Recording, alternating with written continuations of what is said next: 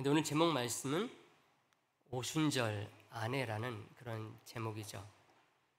그래서 오늘 그 부분에 대해서 말씀을 나누려고 합니다.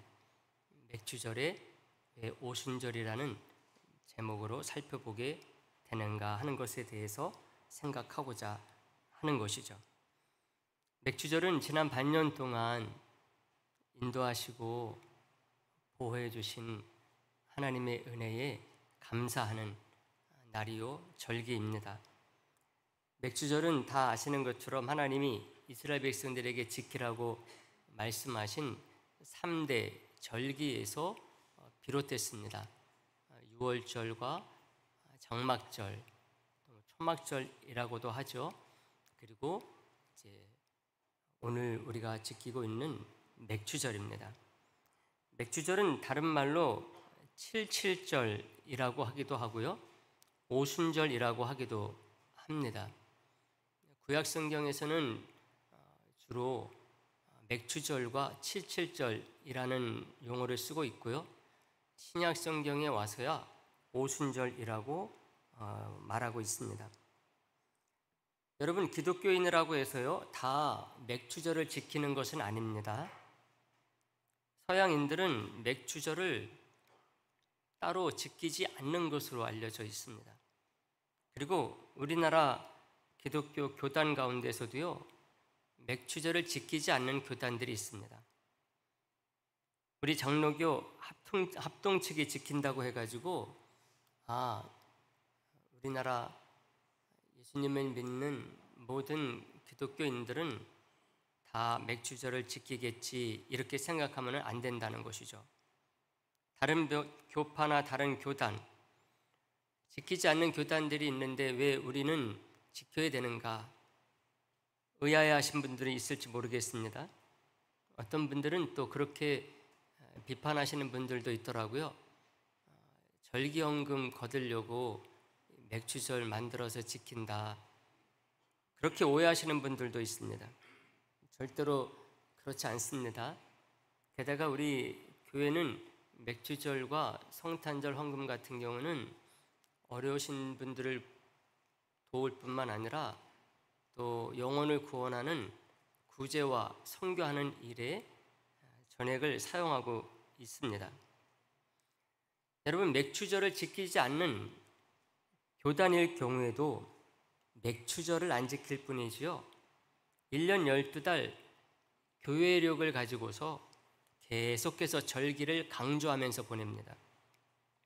중세 카톨릭 같은 경우는요 고정 절기까지 해가지고 20개가 넘는 절기를 지켜오다가 타락하고 부패해서 종교 교역자들에 의해서 다 폐지되다시피 했습니다.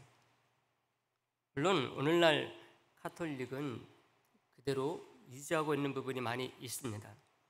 근데 종교 개혁을 알고서 그 정신을 이어받고 있는 개혁주의 같은 경우는 그렇지가 않습니다. 꼭 필요한 절기만을 지키고 있는 것이죠. 그래서 혹시 여러분들이 믿는 사람 혹은 믿지 않는 사람과 이런 절기에 대해서 얘기할 때 이런 부분들이 지적이 될 때는 꼭 설명할 수 있어야 되리라고 생각을 합니다. 여러분, 맥주절은 추수기에 지키는 절기입니다. 그래서 정확히 번역을 한다고 한다면은 소맥추절이다 이렇게 번역을 해야 되죠. 이것을 새로 번역된 성경을 통해서 보게 되면은 금방 확인할 수가 있습니다. 출애굽기서 34장 22절 말씀에 보게 되면은 이렇게 되어 있습니다. 우리가 사용하고 있는 개역 개정판이죠. 77절 혹 곧 맥추의 초실절을 지키고 새말에는 수장절을 지키라 이렇게 얘기가 나오고 있습니다. 77절 곧 뭐라고요? 맥추의 초실절을 지키고 이렇게 되어 있어요. 근데 최근에 나온 새 한글 성경은 다르게 번역을 하고 있습니다. 여러분들이 혹시 좀 쉽게 읽을 수 있는 성경을 사고자 하면은요, 최근에 나온 이 새 한글 성경을 사서 보시기를 바랍니다. 우리가 보고 있는 성경과 함께 읽으면 많은 도움이 됩니다. 그래서 출애굽기서 34장 22절을 새 한글 성경이 어떻게 번역을 했는지 우리가 화면에 나오니까 다 같이 보도록 하겠습니다. 다 같이 보겠습니다. 시작. 미래 첫 열매를 거두어 드릴 때에는 7주 후 명절 7.7절을 해가 바뀔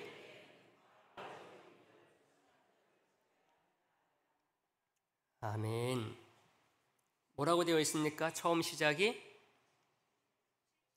미래 첫 열매다 이렇게 얘기를 하고 있습니다. 보리의 첫 열매가 아닙니다. 미래 첫 열매를 거두어 드릴 때는 7주 후 명절, 즉 7.7절을 지켜야 된다 이렇게 되어 있는 거죠. 한자로 말하면은 소맥입니다. 그냥 보리 맥자만 쓰지 않아야 된다고 하는 것이죠.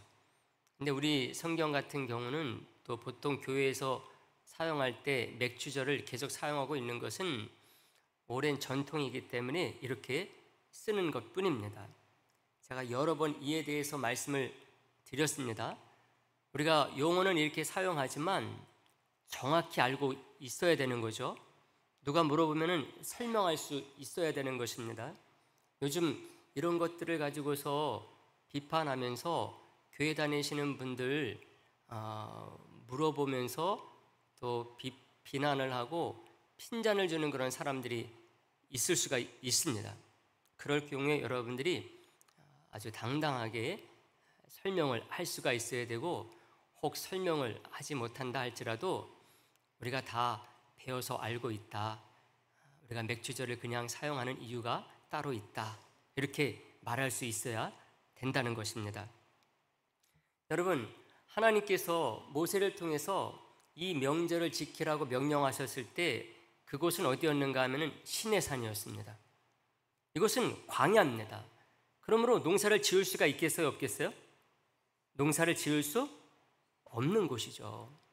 농사를 지을 수 없는 곳에서 농사를 지을 때 지킬 수 있는 절기, 맥주절을 지키라고 말씀하신 것입니다. 그럼 말이 됩니까, 안 됩니까? 말이 안 되죠. 왜 하나님께서 이때 이 말씀하셨는가 하면은 이스라엘 백성들이 곧 가나안에 들어가서 이제 농사짓고 살 수 있기 때문에 그런 것입니다. 근데 실제로 이스라엘 백성들이 바로 들어갔습니까? 못 들어갔습니까? 못 들어갔죠. 범죄함으로 말미암아서 광야에서 40년을 더 돌아야지만이 됐었습니다. 그러므로 그들은 이 맥주절을 그 다음해부터 2년 후라도 그때부터 지키고 싶었지만은 지킬 수가 없었어요. 왜냐하면 광야에서 계속 있었기 때문에 그런 것이죠. 농사를 짓지 않았기 때문에 농사를 짓고 밀을 추수를 해야 맥주절을 지킬 수가 있는 건데 그러지 못했기 때문에 지키지를 못한 것입니다. 나중에 40년 후에 가나안에 들어가서야 지킬 수가 있게 된 것이죠. 우리가 그것을 전제해서 생각을 해야 되는 것입니다. 여러분, 이스라엘 백성들에게 밀 농사는요, 1년 농사 중에서 가장 중요한 주식 농사였습니다. 우리들도 농가에 가면은 보리 농사도 짓고 밀 농사도 짓는 분들이 있어요. 그러나 우리나라에서 주식 농사는 뭡니까? 쌀 농사죠. 아무리 그 집에서 밀을 또 보리를 이렇게 심는다 할지라도 우리나라의 주식 농사는 쌀 농사입니다. 근데 이스라엘의 주식 농사는 뭐라고요? 밀입니다. 빵을 먹는다는 거죠. 떡을 먹는 게 아니라 빵을 먹는 그런 사람들입니다. 그래서 이스라엘 백성들에게 있어서 맥주절은 한 해를 풍성하게 하신 하나님께 감사하고 그것을 기념하는 절기입니다.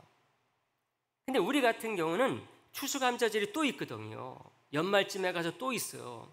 그 추수감사절이 어떤 면에서는 1년 전체에 우리 하나님께서 베풀어 주신 은혜와 또 잘 먹게 하신 것을 감사해서 감사하는 절기라고 할 수가 있습니다. 그러나 우리는 그 중간에 맥주절을 지키기 때문에 이 맥주절이 결국은 1년 전체가 아니라 반년 동안 베풀어 주신 은혜에 대해서 감사하는 절기가 됐다는 것입니다. 그러나 이스라엘 백성들에게 있어서 맥주절은 뭐요? 1년 전체를 바라보면서 감사하는 절기라고 하는 것입니다. 그래서 이렇게 맥주절을 지키게 한 것이라고 할 수가 있는 거죠. 근데 이것보다 더 중요한 이유가 있어요. 1년 동안 하나님께서 밀농사 잘 짓게 하시고 잘 먹게 하시니 감사합니다. 앞으로 1년 동안도 하나님께서 도와주시옵소서 하면서 지키는 절기가 맥주절이다 한다고 한다면 또 하나 더 중요한 이유가 있다는 거예요. 그것을 신명기서에서 확인을 합니다. 신명기서 16장 12절 말씀인데요, 이 말씀 다 같이 한번 보도록 하겠습니다. 다 같이요. 너는 애굽에서 아멘. 하나님이 모세를 통해서 지켜야 될 절기들을 말합니다. 그런 가운데 맥주절 부분에서 이 말씀을 하시는 거예요. 애굽에서 종되었던 것을 어떻게 한다? 기억한다. 애굽에서 살았던 것을 잊지 말라는 거죠. 그래서 그것을 기억해서 지키는 절기가 다른 절기일 수 있는데 그 가운데서도 맥주절이라는 것입니다. 애굽에서 종되었던 것 어떻게 하라고요? 기억하라. 잊지 말라. 애굽에서 어떻게 살았는데요? 애굽에서 종으로 살았거든요. 정말 빌어먹으면서 살았어요. 특히 이스라엘 백성들은 애굽에서요 목축을 했습니다. 목축을 했으니까는 이 밀 같은 건 어떻게 해요? 사서 먹었겠죠. 거기서 나중에는 종, 노예처럼 살았는데 그것 가지고서 사서 먹을 때 얼마나 참 비참하게 사서 먹었겠습니까? 만약에 그 해에 농사가 잘 안 됐다 그러면 애굽 사람들이 어떻게 했겠어요? 엄청나게 비싸게 팔았겠죠. 거기서 그런 노예로 살았으니 얼마나 더 그들이 비싸게 팔아먹었겠습니까? 그래서 이걸 기억하라는 거예요. 이제 가나안에 들어와서 구원받은 백성으로서 사는 기쁨과 은혜를 기억해서 감사하는 마음을 간직하라는 것입니다. 이것을 통해서 우리는요, 이 절기 신학이라고 하는 것이 단지 지난 반년이나 한 해 동안을 돌아보면서 감사하는 것에 그치지 않는다는 것을 알 수가 있어요. 여러분, 우리는 예수를 믿지 않았다고 한다면은 애굽인처럼 소망 없이 애굽 같은 곳에서 사는 자로 지내다가 죽을 운명이 저와 여러분들이었다는 것입니다. 그래서 애굽에서 산다. 애굽이라고 하는 것은 영적으로 보면은 뭔가 하면은 죄인들이 사는 곳이요, 사단이 지배하는 곳이라고 상징적으로 말할 수가 있어요. 근데 우리가 예수 믿지 않는다고 안 한다고 한다면은 이스라엘 백성들이 애굽에서 살았던 것처럼 우리는 영원히 그런 애굽과 같은 곳에서 살 수밖에 없는, 정말 비참하게 살 수밖에 없는 존재였었는데 하나님께서 저와 여러분들을, 이스라엘 백성들을 애굽에서 가나안으로 출애굽을 하셔서 구원해 주신 것처럼 우리를 예수 그리스도로 말미암아 구원하셔서 하나님의 자녀 삼아 주시고 영원한 하나님의 나라를 소망으로 갖고 살게 하신 분이 하나님인 것을 기억하고 살라는 말씀이 바로 맥주절 속에 담겨져 있다고 하는 것입니다. 믿을 수 있게 되기를 간절히 소망을 합니다. 여러분, 근데 그 중에서도 이 맥주절은요, 6월절이나 또 장막절에도 그런 의미가 담겨져 있지만은 이 맥주절 속에는 예수님의 구원의 예표적인 의미가 아주 풍성하게 담겨져 있다고 할 수가 있습니다. 우리가 신앙생활하면서 매일 감사하고 또 어떤 땐 무조건 감사하기도 하고 마음에 들지 않아도 감사, 이렇게 감사의 삶을 살아야 되는 것이 우리 신앙인의 감사의 모습이라고 한다면요, 저와 여러분들이 꼭 잊지 않고 살아야 될 가장 중요한 감사의 생활이다 하면은 바로 이 맥주절의 의미 속에 담겨져 있는 것입니다. 이 말씀, 제가 말씀드리는 구원의 예표적인 의미가 맥주절 속에 깊이 담겨져 있기 때문에 이것이 저와 여러분들의 삶을 지배함으로 말미암아 우리는 혹 살다가 감사의 제목들이 생기지 않는다 할지라도, 어떤 땐 정말 불평하고 불만할 수밖에 없는 그런 비참한 삶이 된다 할지라도 저와 여러분들의 모든 삶 속에서 오늘 이 주시는 이 말씀으로 말미암아 항상 감사로 넘치는 그런 삶이 될 수 있게 되기를 간절히 바라겠습니다. 여러분 레위기서 23장 15절 16절 말씀 속에 이 맥주절에 대해서 언급하는 그 표현을 통해서 그 풍성한 의미를 발견할 수가 있는데요. 우리가 15절과 16절 말씀 우리가 다 같이 우리 이어서 다 같이 보도록 하겠습니다. 다 같이요. 안식일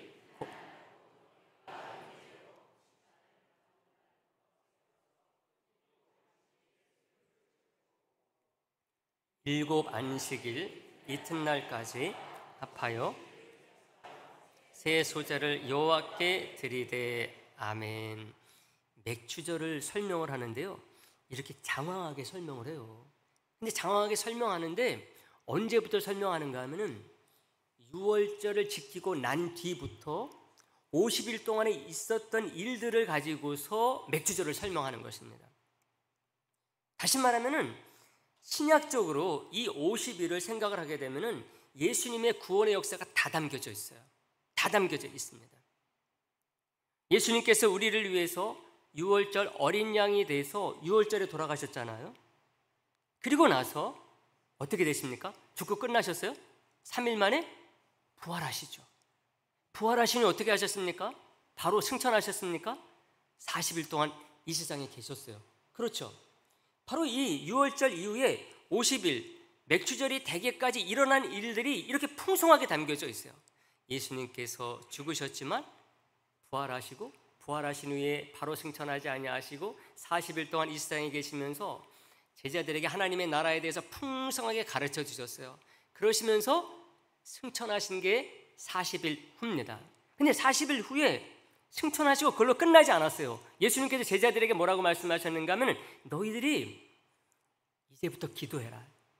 뭐가 임할 때까지? 성령 임할 때까지 기도하라 그랬어요. 열심히 그래서 기도했거든요. 어디에 들어가서? 마가의 다락방에 들어가서 120명의 성도들이 열심히 기도했어요. 근데 며칠 만에? 며칠 만에요? 10일 만에 성령이 임한 거예요. 그 누구도 체험해보지 못했었던 성령의 충만한 역사가 120명의 성도들에게 가득하게 임한 것입니다. 그날이 언제예요? 맥주절, 오순절입니다. 그래서 초대교회 성도들은 오순절을 그래서 지킨 거예요. 맥주절이라는 이름으로 지키지 아니하고 뭘로 지켰어요? 오순절이라는 이름으로 지켰어요. 왜 그러느냐? 오순절, 50일을 말합니다.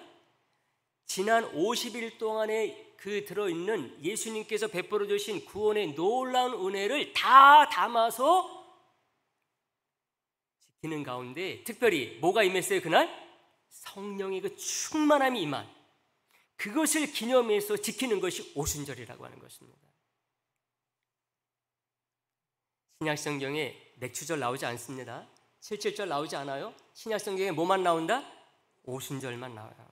왜 오순절이라는 이름으로 초대교회 성도들, 우리 기독교가 지키게 됐는가 하는 것을 보여주는 것이죠. 이것을 오늘 본문에서도 확인을 하게 됩니다. 오늘 본문 16절 마지막 절 말씀이죠. 16절 말씀, 우리가 이 말씀 다 같이 다시 한번 보도록 할까요? 다 같이 보겠습니다. 바울이 아시아에서 지체하지 않기 위하여 에베소를 지나 배 타고 가기로 작정하였으니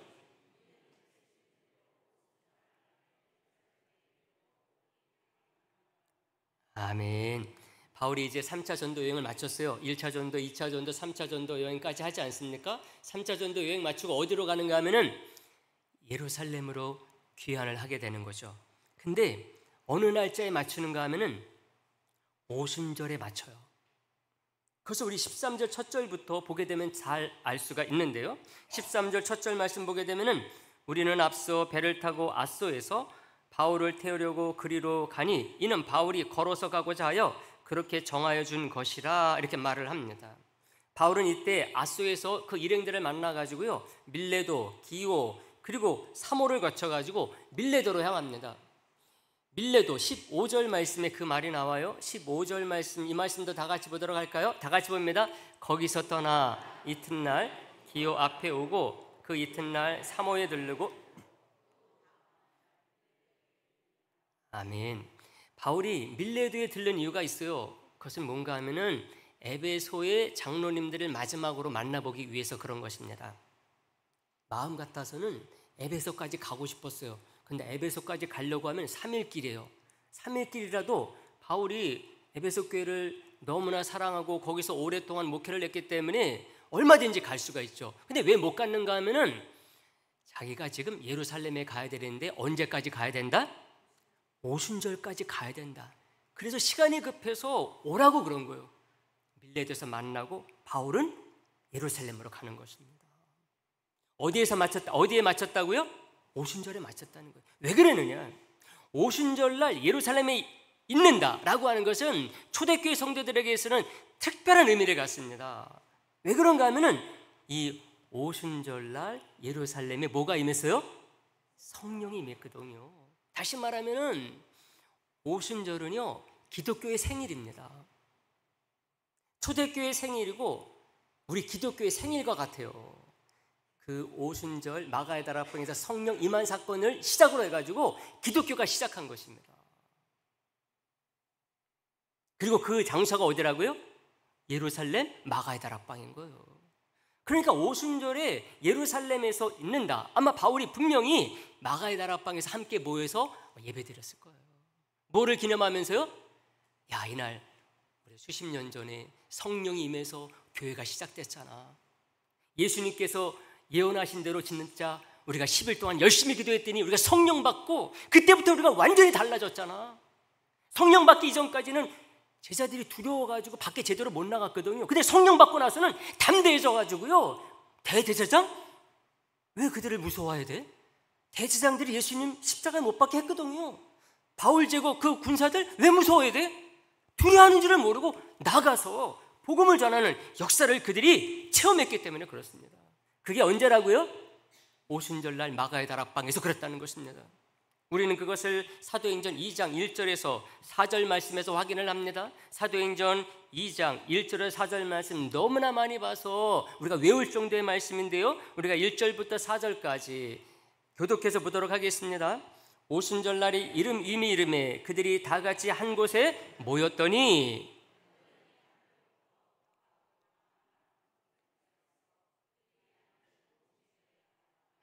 마치 불의 혀처럼 갈라지는 것이 그들에게 보여 각 사람 위에 하나씩 임하여 있더니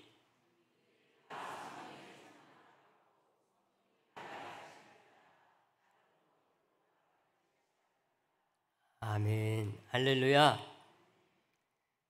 이때 성령 충만한 역사로 말미암아 저와 여러분들이 오늘날 정말 믿는 자라고 한다면은 그 믿음의 크기가 얼마가 됐든지 간에 성령님께서 내주하는 사람이 된 것임을 믿으시기를 간절히 소망을 합니다. 이로 말미암아서 저와 여러분들이 더욱더 충만한 성령을 사모하며 나갈 수 있는 사람이 된 것입니다. 이 오순절날 예루살렘 마가의 다락방 너무나 중요한 사건인 것입니다. 그래서 우리가 이 절기를 지킬 때 맥주절이라는 이름과 함께 오순절이라는 이름이 중대한 의미를 갖게 되는 것입니다. 이날 성령 충만함을 받아서 초대교회가 태어났고 성령의 능력으로 하나님의 나라를 현세에서도 사는 것이 무엇인가를 성도들이 누리게 된 것입니다. 사랑하는 성도 여러분, 이 당시 그 시대가 어떤 시대예요? 로마 제국이 이스라엘을 식민지로 다스리고 있었던 시대예요. 우리는 식민지 36년 겪었지만은요, 이스라엘 백성들은 이때만 해도요 이미 100년이 넘었어요. 100년이 넘도록 식민지로 로마 제국에 시달렸다는 것이거든요. 근데 로마 제국에만 시달리지 아니하고 이 종교 지도자들 얼마나 타락하고 부패했는지 이스라엘 백성들이 소망을 갖고 살 수가 없었어요. 날마다 실망과 좌절이었어요. 오죽하면은 시카리와 같은 그런 급진적인 해방론자들이 생겼어요. 나라의 독립에 대해서 열심히 있긴 있는데요, 어느 정도까지인가 하면은 이 사람들은 항상 칼을 품고 다녔어요. 그래서 시카리입니다. 시카리가 라틴어로 단검을 가진 자라는 그런 뜻을 담고 있어요. 항상 검을 품고 다니다가 이 타락한 권력자들 만나게 되면은 그냥 죽이고 도망가 버리는 거예요. 로마 제국 그런 이 병사들 못된 사람들 만나게 되면은 그냥 죽이고 도망가 버리는 거예요. 그것을 위해서 항상 품고 다니는 거예요. 이런 사람들까지 등장할 정도로 이 사람들이 다 누군가 하면은 유대인들이거든요. 하나님을 아는 사람들이에요. 하나님을 믿는다는 사람들이에요. 그런데 세상이 너무나 살기 힘들다 보니까는 이런 사람들까지 나오는 시대가 바로 오늘 말씀을 읽은 이 시대입니다. 하나님이 보이지 않았던 거예요. 현실이 너무나 힘들었기 때문에. 마치 하나님이 안 계신 것처럼, 하나님이 부재하신 것처럼, 하나님이 죽으신 것처럼 그런 암흑과 같은 시대가 계속되니까 이런 자들까지 나온 것입니다. 왜 제가 이런 부분을 강조합니까? 나와 너라고 하는 유명한 책을 쓴 마르틴 부버라고 하는 분의 책 중에서 신의 일식이라는 책이 있어요. 신의 일식, 하나님의 일식이라고 번역해도 됩니다. 일식이 뭡니까? 달에 가려서 태양이 안 보이는 것을 말해요. 옛날에는 이걸 과학적으로 알지 못하다 보니까는요, 개기일식같이 달이 완전히 태양을 가렸을 때는 야, 태양이 죽었나? 옛날에 그렇게 알았어요. 태양이 없어진 줄 알았어요. 그래서 막 미신을 믿는 사람들은 그 미신적인 행위를 다 했죠. 이것을 비유로 마르틴 부버가 책을 쓴 것입니다. 왜? 마르틴 부버가 살던 시대가 소망이 없는 시대였었거든요. 이때가 언젠가 하면은 1차 대전, 2차 대전이 끝난 때입니다. 두 개의 대전이 끝나고 나니까 세상이 살맛이 안 난 거예요. 전쟁통에 죽이고 죽는 끔찍한 일들을 봤습니다. 가족을 잃고 집을 잃었어요. 고아들이 넘쳐납니다. 먹을 것이 없어요. 굶주려 죽습니다. 세상이 생지옥 같아요. 그래서 사람들 입에서 뭐라고 그러는가 하면은 야, 신은 죽었다. 하나님이 어디 있어?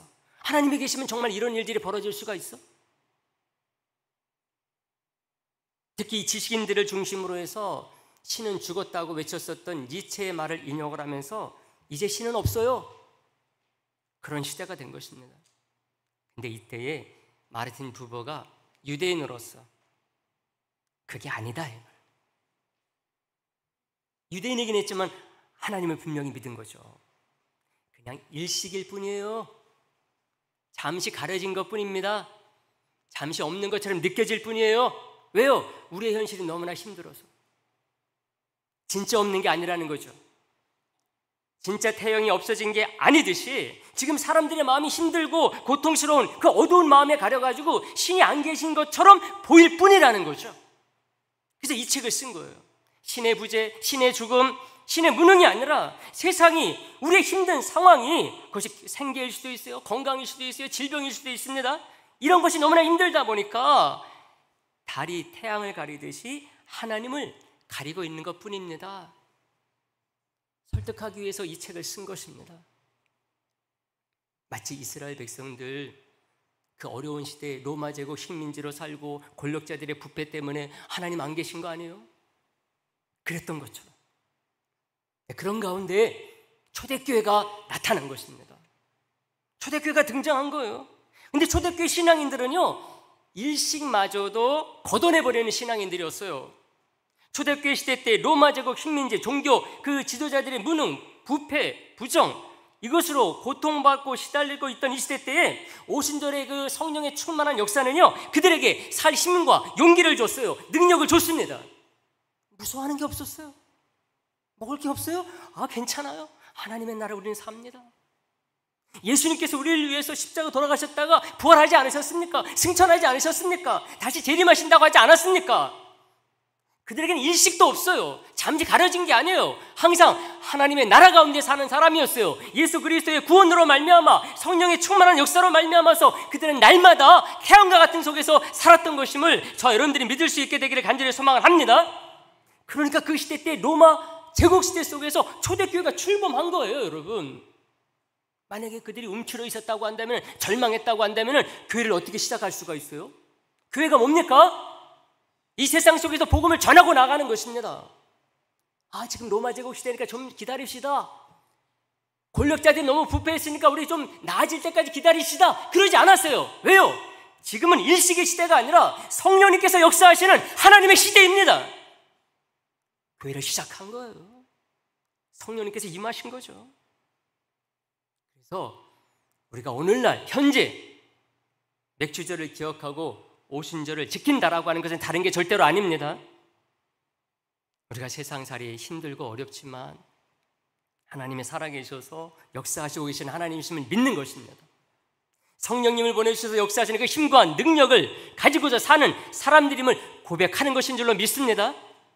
어두웠던 그 마음에 강력한 하나님의 빛이 드리워진 것이죠. 힘과 용기와 능력을 잃었었던 그 삶 속에 하나님의 그 성령의 권능과 은사와 열매가 가득할 수 있는 삶이 저와 여러분들의 삶입니다. 믿을 수 있게 되기를 간절히 소망합니다. 말씀 정리하는데요, 오늘 우리는 맥주절을 맞아서 맥주절의 의미를 생각했어요. 특히 초대교회가 맥주절을 오순절로 지킨 의미에 대해서 생각을 한 것이죠. 이것을 통해서 예수님의 구원의 역사와 성령의 역사로 말미암아 사는 힘과 능력이 뭔가를 생각한 것입니다. 특히 오순절 성령 사건, 이것을 체험한 제자들, 그 초대교회의 모습을 통해서 우리가 이것을 분명하게 마음속에 새기기를 원했던 것입니다. 그러므로 우리 성도, 우리 교회만큼은요, 오늘 말씀 꼭 기억해서 날마다 오순절로 사는 분들이 되기를 간절히 소망을 하겠습니다. 기도합니다.